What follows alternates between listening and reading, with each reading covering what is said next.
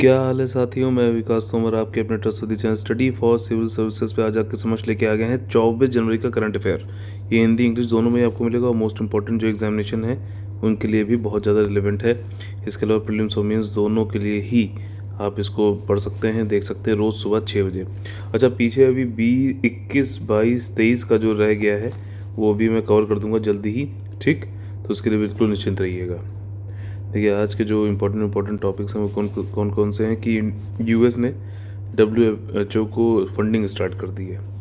Vaccine की diplomacy क्या चल रही है इंडिया की, कहाँ चल रही है ई कचरा प्रबंधन, ठीक, अपशिष्ट जो है उसका मैनेजमेंट कैसे करना है। FB ऑफिशियल, ये मतलब फेसबुक का ऑफिशियल है, इसने कहा है कि he has right to remain silent, ठीक। जैसे कि आर्टिकल 19 होता है तो उसमें आपका ये नहीं है कि आप सिर्फ अपनी अभिव्यक्ति का मतलब एक तरीके से ये भी है कि आप साइलेंट रह के भी आप अपना एक्सप्रेशन दे रहे हो। तो वो इसने बोल दिया है यहाँ पे, बचने के अपने अपने पैतरे हैं। एस्ट्रोसैट क्या है, क्यों न्यूज़ में, ये सब जानेंगे, ठीक। आगे बढ़ने से पहले आपको बता दें कि EPFO 2020 और UPSC 2021 का कंप्लीट पेड ग्रुप, यानी कि जिसमें test group, test series, study material Hindi English दोनों में ही, सेक्शनल टेस्ट सीरीज़ भी है, इसमें फुल एंड टेस्ट सीरीज़ भी है, सब कुछ मिलेगा, स्टडी मटेरियल पूरा मिलेगा आप लोगों को।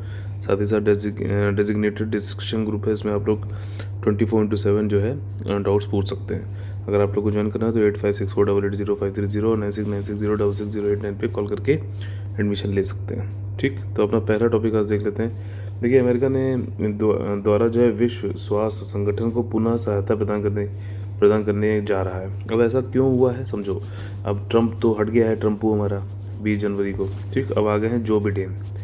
अब जो बिडेन जो है थोड़े से, अब ये डेमोक्रेट्स हैं, जो भी ये कर रहे थे उसका उलट ये लोग करेंगे ही, सीधी सी बात है। कुछ चीज़ें, लेकिन कुछ चीज़ें बहुत ही ख़राब करी थी, उसको करेक्ट भी करेंगे। जिसमें से एक चीज़ ये थी कि ट्रंप ने जैसे आपका United Nations framework on climate change, framework convention on climate change, मतलब आपका जो है उसको भी वहाँ से हट गए थे। उसी तरीके से WHO को भी जो है इन्होंने फंडिंग करना बंद कर दिया था।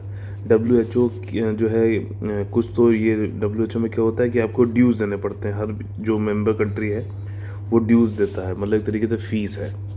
और ये फ़ीस किस पर आधारित होती है, उस कंट्री की, हर कंट्री की अपनी ग्रोथ पर और डेवलपमेंट के अनुसार, ठीक। अब इसको दिखाऊंगा मैं। और बाकी क्या होता है, वॉलंटरी फंडिंग होती है। ये असेसमेंट वाली फंडिंग है जो देनी है, और ये वॉलंटरी है, ठीक। ये जो है इसमें सबसे ज़्यादा USA ही करता था, उसके बाद चाइना है, फिर जापान है, कई सारे हैं। तो USA ने फंडिंग अपनी बंद कर दी। तो आप सुन ले रहे हो कि ये सब कुछ मतलब थोड़ा सा इंटरनेशनली देखा है तो फंडिंग का गेम है, पूरा पैसे का गेम है। अब इसमें क्या हो रहा था कि इन्होंने इसलिए छोड़ दिया था ट्रम्पू ने कि ये कह रहे थे कि WHO जो है वो चाइना के मतलब फेवर में बहुत काम कर रहा है कोविड के टाइम पे, इसलिए हम छोड़ देंगे, ठीक।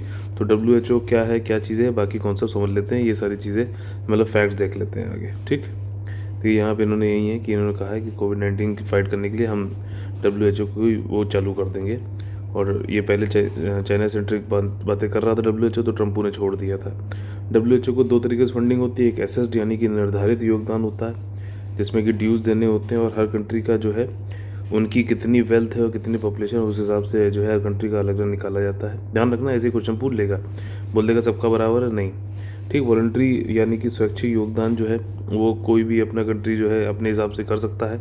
इसमें काफ़ी ज़्यादा फ्लेक्सिबिलिटी भी होती है। वॉलंटरी कंट्रीब्यूशन जो है सबसे ज़्यादा 3/4 होते हैं, मतलब कि आपका 75% जो है WHO की फंडिंग कहाँ से आती है, वॉलंटरी से आती है।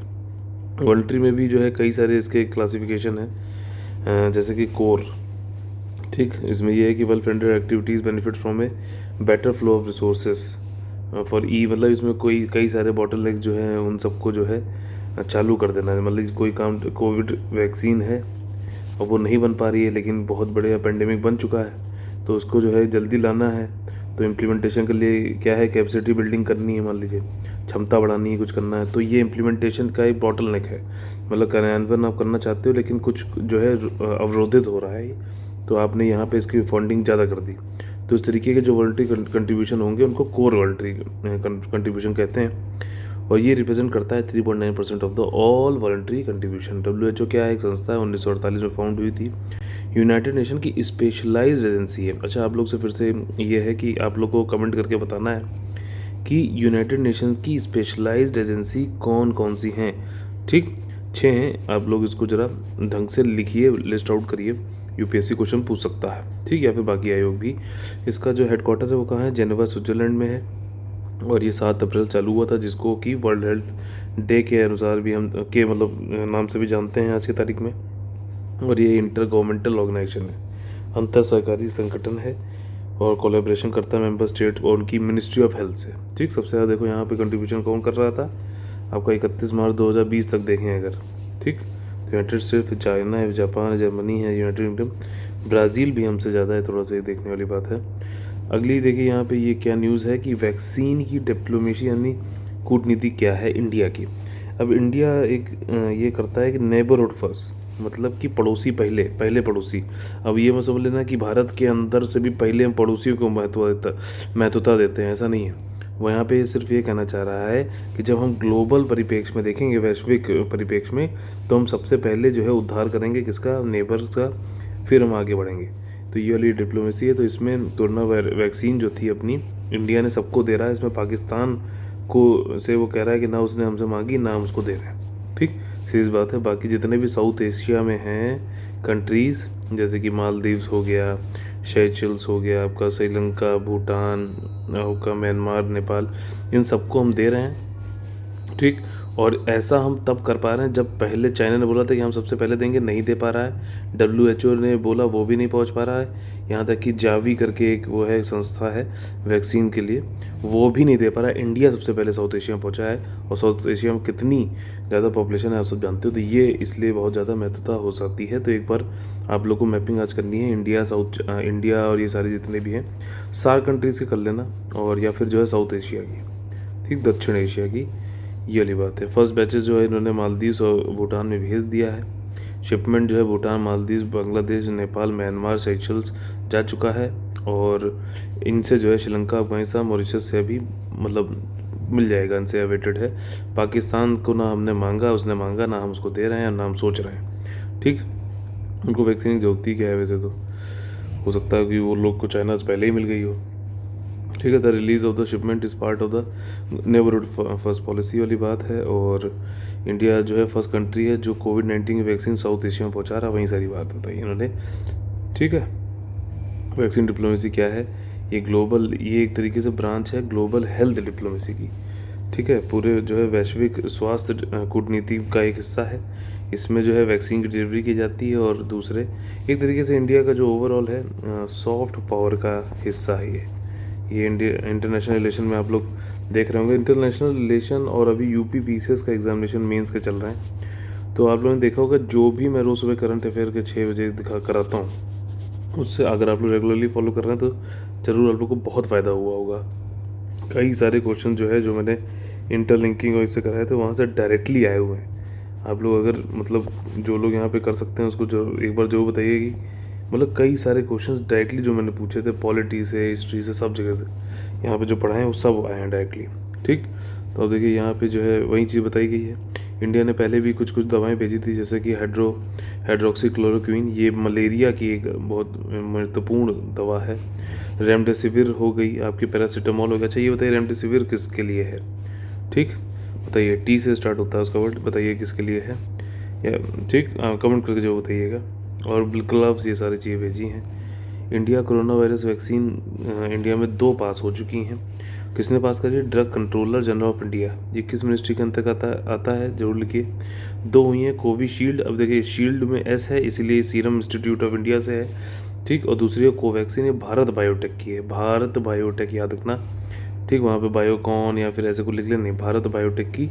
अच्छा देखो ऐसे याद कर लो, कोवैक्सीन जो है वो आत्म भारत है का हिस्सा है, मतलब कि ये इंडिया की इंडिजीनियस है, स्वदेशी वैक्सीन है। और आत्म भारत देखो ये आ गया, तो भारत बायोटेक। कोविशील्ड जो है एस्ट्राजेनेका और ऑक्सफोर्ड की मतलब जो बनाई गई थी उसी की रेप्लिका जो है सीरम इंस्टीट्यूट ऑफ इंडिया बना रही है, जो कि पूरे वर्ल्ड में सबसे बड़ी वैक्सीन बनाने वाली फैक्ट्री है। अभी इसमें आग लग गई थी, काफ़ी हज़ारों करोड़ का नुकसान हुआ, लेकिन ये कह रहे हैं कि वैक्सीन जो है उसी तरीके से मिलेगी जैसे पहले मिल रही थी, ठीक। एस्ट्राजेनेका ऑक्सफोर्ड की है, और इसको रिफर किया जाता है AZG, मतलब नेम है अलग अलग। कोवैक्सीन जो है ये ओनली इंडिजीनियस है, ध्यान रखना है इसकी। ये क्या होता है, लिविंग वायरस मैंने सब लोग आप लोग को बताया भी किस तरीके से वैक्सीन कैसे बनती हैं, किस तरीके की होती है, सब बताया। ठीक, पिछले वीडियो ज़रूर आप लोग देख लीजिएगा। इनएक्टिवेट मतलब लिविंग वायरस को जो है उसको बहुत ही कमज़ोर बना देते हैं। आपको बॉडी के अंदर डाला, ठीक, एंटी जनरेटर हैं एक तरीके से पैथोजेंस, बॉडी में एंटीबॉडी बने। एंटीबॉडी से क्या हुआ कि इतने कमज़ोर थे, इस वायरस को मार दिया उन्होंने बिल्कुल पटक के। ठीक, और उसके बाद याद कर लिए कि अच्छा इस टाइप का वायरस आएगा तो और तेज़ी से पटकेंगे इसे। तो अगली बार जब भी वायरस इस तरीके का मान लो आ गया नेचुरली कहीं से आसपास से, तो फिर जो है और तेज़ी से इसको नेस्तनाबूद कर देते हैं। बस ये चीज़ है इसकी कोई और लेकिन इसका फाउंड टू यूज सेफ, कुछ थोड़े बहुत बवाल मचे भी थे, कोई साइड इफ़ेक्ट नहीं है। जो भी डेथ वेथ हुई थी ये कहा जा रहा है कि वो उसके डेथ के कारण कोई और थे, कोवैक्सीन की वजह से नहीं थे, ये बताया गया। अच्छा, जो ई अपशिष्ट प्रबंधन है या ई वेस्ट इलेक्ट्रॉनिक वेस्ट मैनेजमेंट है, इसके बारे में अभी कंटेक्स्ट संदर्भ ये है कि नेशनल ग्रीन ट्रिब्यूनल, इस संस्था के बारे में जरूर पढ़िएगा। ये बता दूं स्टैट्यूटरी बॉडी है, ठीक, और ये कई सारे एनवायरमेंटल वाले जो है उसको तो करता है, एक्ट को इन्फोर्स करता है। ये क्वासी जुडिशियल बॉडी भी है, ध्यान रखिएगा, अर्ध सरकारी निकाय है, ठीक। लेकिन ये फॉरेस्ट एक्ट जो है आपका, वाइल्ड लाइफ प्रोटेक्शन एक्ट जो है, wild life protection act sorry 1972, इसको जो है इसके लिए इसको इन्फोर्स नहीं करता है, इसको लागू नहीं करता है, ध्यान रखना। इसको कौन लागू करेगा? सुप्रीम कोर्ट, ठीक। बाकी कौन कौन से लॉ करता है इसके बारे में जरूर पढ़ लीजिए। अच्छा, संदर्भ यह है कि जो जस्टिस हैं इसके चेयरपर्सन आदर्श कुमार गोयल, इन्होंने ये कहा है कि साइंटिफिक डिस्पोजल होना चाहिए, वैज्ञानिक तरीके से होना चाहिए ई वेस्ट का। जैसे आपके मोबाइल फ़ोन वोन है, ये ख़राब हो जाते हैं, घर में पड़े रहते हैं। अब इसमें कई सारे जो है हैवी मेटल्स होते हैं, मरकरी, कैडमियम, निकल, ठीक, ये सब जो है अलग अलग तरीके की जो है डिजीज़ पैदा कर सकते हैं। और ये जो है आपके पानी में भी मिल जाते हैं, तो ग्राउंड वाटर दूषित हो जाता है। कई सारे इसके इन्वायरमेंटली और वैसे हेल्थ से रिलेटेड जो है प्रॉब्लम्स होती हैं ई वेस्ट की वजह से। तो उन्होंने कहा है कि इसका डिस्पोजल साइंटिफिकली वैज्ञानिक तरीके से होना चाहिए और जो रूल्स के हिसाब से, जो कि 2016 में या 16 में आए थे जहाँ तक मुझे याद है। आप लोग कमेंट करके जो बताइए। द डायरेक्शन हैज़ इशूड, यहाँ पे जो इन्होंने कहा है कि स्टेट और सेंट्रल दोनों लोग ही के जो कंट्रोल आपके पोल्यूशन कंट्रोल बोर्ड हैं, वो लोग इसके लिए काम करें और इसका साइंटिफिक डिस्पोजल करें। अच्छा, ई वेस्ट जो है इंडिया में देखा गया है 2020 में 20 लाख टन, भी बहुत ज़्यादा है ये, जो है इंडिया में ही बंद रहता है ये। और लेकिन इसका साइंटिफिकली डिस्पोजल जो है वैज्ञानिक तरीके से बहुत ही कम है, और ये बढ़ता जा रहा है डिस्पोजल मतलब अपशिष्ट, और ये देखिए घटता जा रहा है, मतलब ये उतनी इसकी कैपेसिटी बढ़ी नहीं है। और इसमें एक बहुत ही महत्वपूर्ण चीज़ ये है कि जो अमीर कंट्री हैं, यूरोपियन नेशंस हैं, ये सब वो सब क्या करते हैं, जो विकासशील देश हैं जैसे कि इंडिया है, वहाँ पे अपना ये कचरा जो है, ये सब ई वेस्ट वाला, ये सब इंडिया में इंपोर्ट कर देते हैं। इंडिया जैसे बांग्लादेश, इन सब जगह पे इंपोर्ट होके यहाँ आ जाता है, और यहाँ पे फिर जो है हम लोग अनसाइंटिफिकली तरीके से जो है इसका वो करते हैं, डिस्पोज करते हैं। तो काफ़ी एक ये भी इस पर फैक्टर है इंटरनेशनल रिलेशन का, कि बाहर से इंपोर्ट हो रहा है। मतलब क्या गड़बड़ है, मतलब अब वहाँ पे वो लोग जो है सब मज़े कर रहे हैं, और जब बात आई कि इसका जो है पोल्यूशन कंट्रोल करना, तो हमारे यहाँ फेंक दो। हमें डस्टबिन बना के रखा है, हमें सोचना चाहिए इस बारे में, ठीक। तो ई वेस्ट जो है इसे मतलब प्रोडक्ट होता है, इलेक्ट्रॉनिक प्रोडक्ट, और इसमें कई सारी चीज़ें, देखो जो भी इलेक्ट्रॉनिक से रिलेटेड प्रोडक्ट होंगे वो सब इसमें आ जाएंगे। ऐसा नहीं कि कोई बिजली से जो जैसे कंप्यूटर की स्क्रीन है तो वही होगा, नहीं, कीबोर्ड भी होगा क्योंकि उससे जुड़ा हुआ है, ठीक। आपका जो है सीडी भी होगी, ठीक है, वीसीआर, ये सारी चीज़, कॉपियर, फैक्स मशीन, ये सब होते हैं।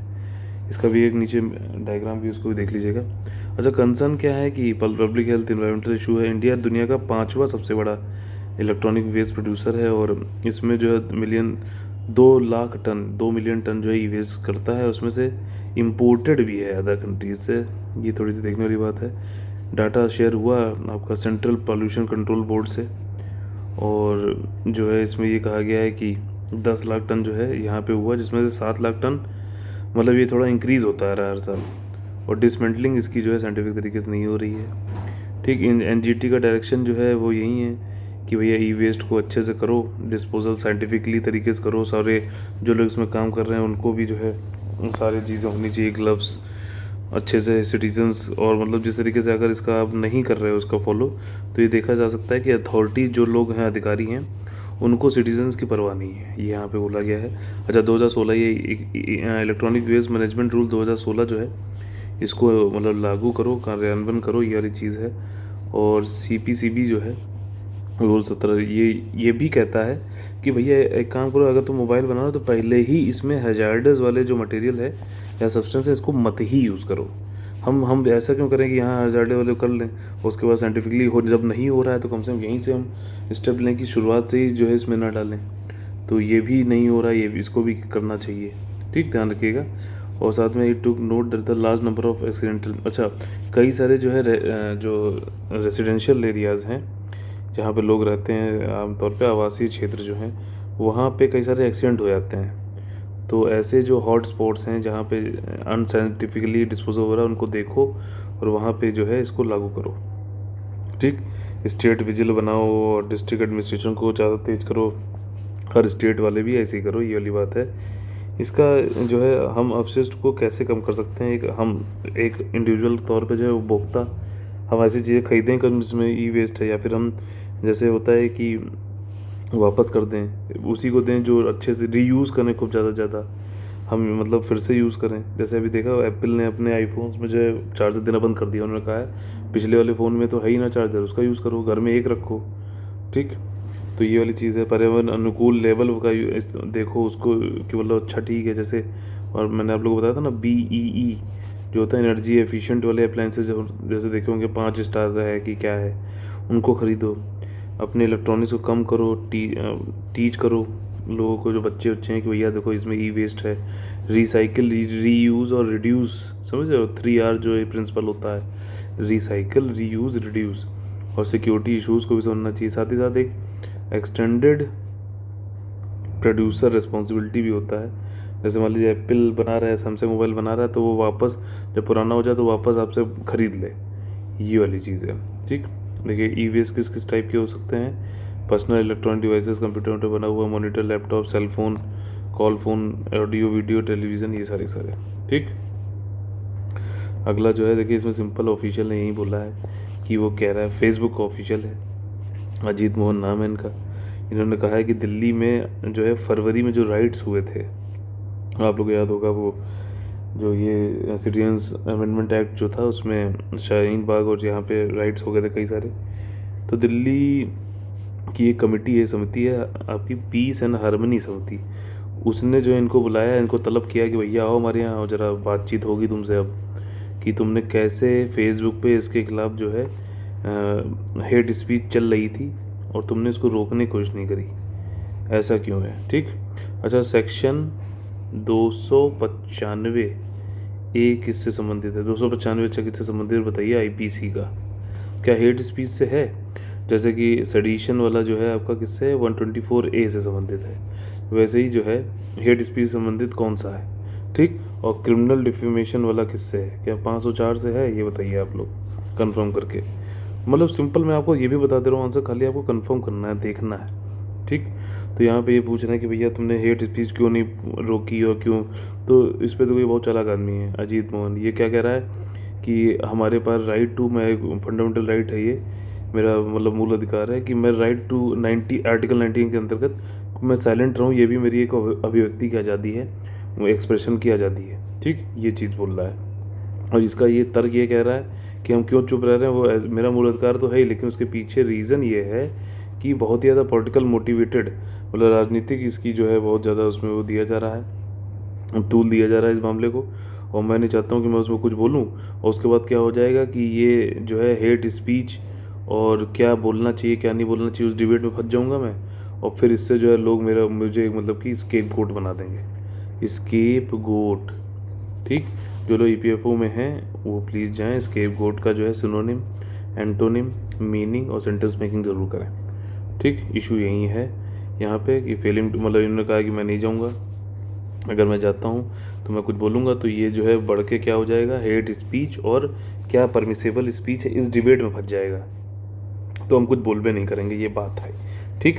तो देखो हेट स्पीच होता क्या है कि मतलब कि आप किसी तरह की लड़ाई दंगा ये सब करा रहे हो और उसके पीछे जो है रेस, रिलीजन, धर्म, सेक्स और सेक्सुअल ओरिएंटेशन जो है आपका अभिविन्यास जो है उसके रिलेटेड कुछ आप भड़काऊ भाषण कर रहे हो, ये सारी चीज़ें इसमें। ठीक, इफेक्ट क्या होता है वहीं इंटरनल आंतरिक सुरक्षा को, किसी को मतलब मॉब लिंचिंग, एक्सट्रीमिस्ट सेंटिमेंट, इसको सब लोग जो है आप जो रिलेटिव्स आप पढ़ते हो करंट अफेयर में न्यूज़पेपर से, उसको रिलेट भी कर सकते हो। एक्सट्रीमिस्ट सेंटिमेंट को बढ़ा सकते हो। ये मतलब दूसरे दल के लिए, अरे ये देखो ये खाता है या फिर ये पीता है, ये ऐसे कपड़े पहनता है, इसको मारो पीटो काटो, ये सब चीज़ें होती है ना, ये सब हेट स्पीच में होती है। इनसे बचना चाहिए। हमें ये भी खुद भी समझना चाहिए कि कोई भी चीज़ सोशल मीडिया में चल रही है तो वो सच नहीं है, हमें खुद वेरीफाई करना चाहिए। ठीक, जैसे अभी मैं कुछ दिन पहले मुझे किसी ने बताया कि यार बहुत ठंड पड़ रही है दिल्ली में, और देखो छत्तीसगढ़ में बर्फ़ गिर गई है, ऐसा पहली बार दुनिया हुआ है ज़िंदगी में। तो हमने फिर कहा यार छत्तीसगढ़ में यार ये तो इक्वेटोरियल और काफ़ी समुद्र के पास है, कैसे यार एकदम, और उष्णकटिबंधीय क्षेत्र में है, तो कैसे ये हो सकता है। तो ये ऐसा जो है जिज्ञासु इंक्विजिटिव माइंड होना चाहिए आपका। तो मैंने फिर उसको चेक किया, मैंने कहा यार हो ही नहीं सकता। फिर भी मैंने कहा चलो अगर हो सकता होगा किसी तरीके से तो हिली एरियाज़ में हो सकता है, दस्तर या फिर दंतेवाड़ा वाले एरिया में, लेकिन कुछ भी ऐसा नहीं था। तो क्रॉस चेक करना जरूरी है। आप लोग क्रॉस चेक नहीं करोगे, सीधे उसको फॉरवर्ड कर दोगे, यहाँ छत्तीसगढ़ में जो है 36 बार बर्फबारी हो चुकी है। तो इससे बचो और बाकियों को भी रोको, एक जागरूक नागरिक बनो। हम इसको कैसे जो है कंट्रोल कर सकते हैं, हेट स्पीच को एजुकेशन और मीडिया एथिक्स, जैसे मैंने अभी आपको पासवर्ड दिया, कोई तरीके से रेगुलेट करिए सोशल मीडिया, जैसे अभी मैंने आपको समझाया। इंकरेज करिए विक्टिम और विटनेसेस को, मतलब कि इसको ना आगे ज़्यादा क्या चीज़ होती है, विटनेस ये बता दें भैया हेट स्पीच हो रही है, स्ट्रिक्ट लॉ का इन्फोर्समेंट और वही सारी चीज़ें बोल बच्चन वाली बातें हैं। ठीक, अच्छा, एस्ट्रोस्टैट ने एक बड़ी कामयाबी यहाँ पे ली है। हमारा भारत का ही ये जो है एक सैटेलाइट है, और ये मल्टी वेवलेंथ, मैंने आप लोगों को पीछे समझाया था ना, विजिबल लाइट होती है, इलेक्ट्रोमैग्नेटिक जो है आपका विद्युत चुंबकीय जो स्पेक्ट्रम है, इलेक्ट्रोमैग्नेटिक स्पेक्ट्रम वगैरह बताया था ना, वैसे विजिबल लाइट हो गई, फिर अल्ट्रा वायलेट हो गया, फिर एक्सरे हो गया, फिर आपका जो है गामा रेज हो गया। ठीक, इस तरीके से यहाँ से जो है आपका माइक्रोवेव हो गया। ठीक, माइक्रोवेव नहीं IR हो गया, फिर माइक्रोवेव हो गया, माइक्रोवेव वेवलेंथ हो गई, फिर आपकी रेडियो हो गई। ये उस दिन बताया था ना। तो उसी तरीके से यहाँ पे भी एस्ट्रोनॉमर जो है उन्होंने rare hot ultra violet bright star जो है खोज निकाला है हमारी ही, मतलब ये मिल्की वे गैलेक्सी में, जिसका नाम रखा है NGC 2808। ठीक, और ये काफ़ी जो है एंट्रीगोइंग मतलब कॉम्प्लेक्स ग्लोबुलर क्लस्टर है, और ये इंडिया का जो पहला मल्टी वेवलेंथ स्पेस सेटेलाइट है। ये देखो कई सारी, इधर देखो वेवलेंथ ज़्यादा है और इधर देखो फ्रीक्वेंसी ज़्यादा है। वेवलेंथ और फ्रीक्वेंसी इनवर्सली प्रोपोर्शनल होते हैं, जितनी ज़्यादा फ्रीक्वेंसी होती है उतनी ज़्यादा एनर्जी भी होती है। सब समझाया हुआ ना, फिर से बता दे रहा हूँ। अब इसमें समझना, मल्टी वेवलेंथ स्पेस सेटेलाइट में जो है एस्ट्रो सेटेलाइट जो है, इसमें कुछ सारे ऐसे लगे हुए हैं जो इस वेवलेंथ पे लगा के और देखते हैं भैया तारे सितारों इन सबको, और कुछ अलग सा दिखता है या फिर हमारी जो चीज़ हम धूल है वो दिखता है तो ये रिपोर्ट करता है। तो ये जो है आपका अल्ट्रा वायलेट और ये एक्स रेज इनको करता है। अच्छा, एक्स रेज को किसने खोजा था? रोइंटन ने। ठीक, ये देख रहे हो इंटरलिंकिंग। तो इस तरीके से ये चीज़ हुई है अभी, और इन्होंने देखो खुद का तो था ही था, साथ ही साथ जो है अल्ट्रावायलेट ये लोग खुद तो देख ही रहते हैं एस्ट्रोस्टेट में। जो अदर स्पेस मिशन है जैसे हबल स्पेस टेक्नोलॉजी टेलीस्कोप, अच्छा ये स्पेस में है टेलीस्कोप, ऐसा क्यों? जैसे अर्थ है, अर्थ का जो है वातावरण है, तो ये नियर अर्थ या फिर लोअर अर्थ ऑर्बिट में होते हैं 600 किलोमीटर के ऊपर, मतलब हमारे अर्थ की सरफेस से। वो इसलिए क्योंकि हमारा जो वायुमंडल है इसमें कई सारी क्या होती हैं जो रे वहाँ से उससे पलट के रेज आ रही हैं सितारे प्लेनेट इन सब से, तो कई बार डाइल्यूट हो जाते हैं, डिफ्यूज़ हो जाते हैं, तो हम ऊपर रखते हैं स्पेस में, वहाँ से बहुत साफ दिखता है। ठीक, तो इसी तरीके से हबल स्पेस टेलीस्कोप है, गाइया जो है टेलीस्कोप है। अच्छा, गाइया टेलीस्कोप किसका है बताइए? नासा की है का है कि यूरोपियन का है क्या है? तो यहाँ पे इन्होंने एस्ट्रोसैट ने, ठीक, आपका हबल ने, गाइया ने, इन सबका जो अल्ट्रा वायलेट वाला जोड़ के फिर ये निकाला है। ठीक, इसका मतलब सिग्निफिकेंस, इस खोज का महत्व यही है कि कई सारी जो हमारी मतलब गैलेक्सी हैं, इन सब हैं, इसमें इनको देखो और ऑब्ज़र्व करो, समझो कि किस तरीके से दुनिया की स्टार्ट हुआ है, कैसे क्या चीज़ें हो रही हैं। सिंपल चीज़ें वही हैं, गुत्थी वही हैं, बिग बैंग थ्योरी को सही करना या गलत करना।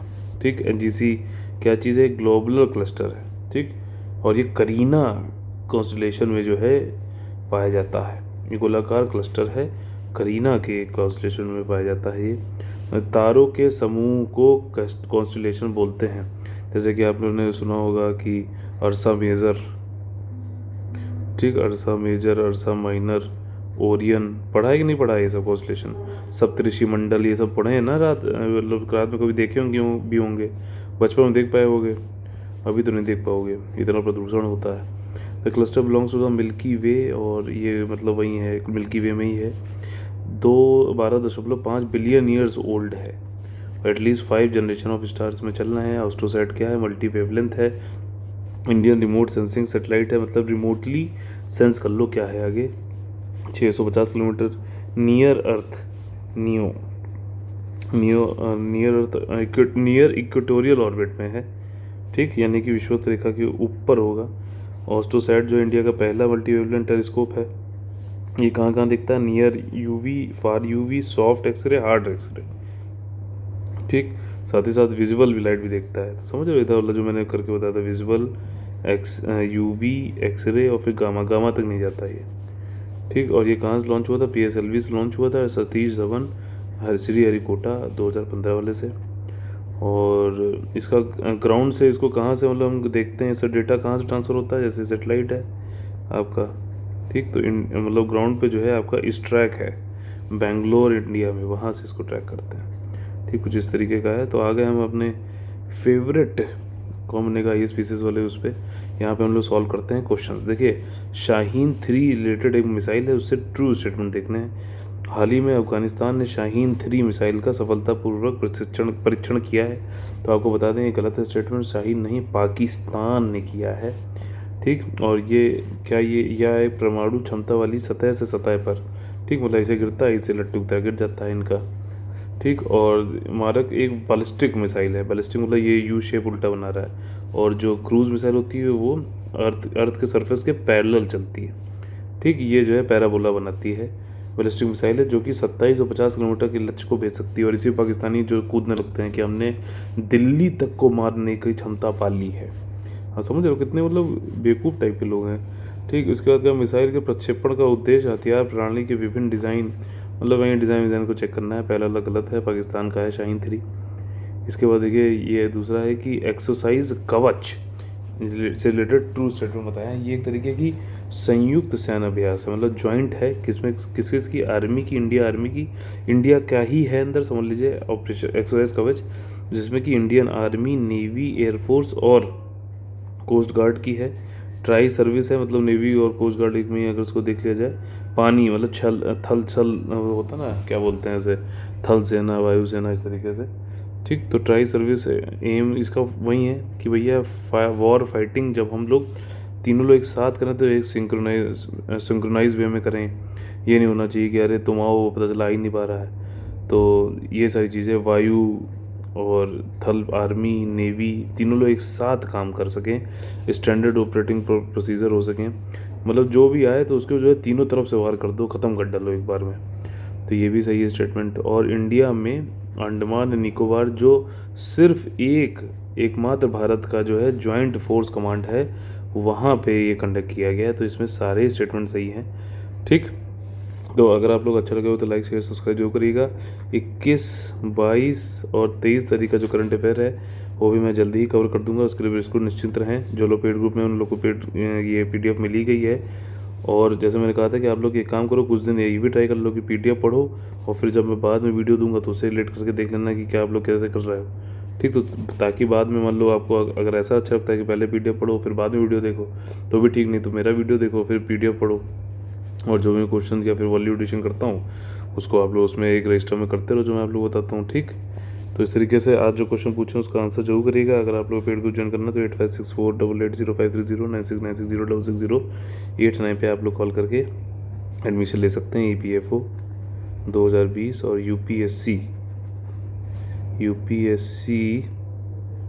2021 का कंप्लीट पेड ग्रुप चल रहा है। जय हिंद, जय Bharat, all the very best है।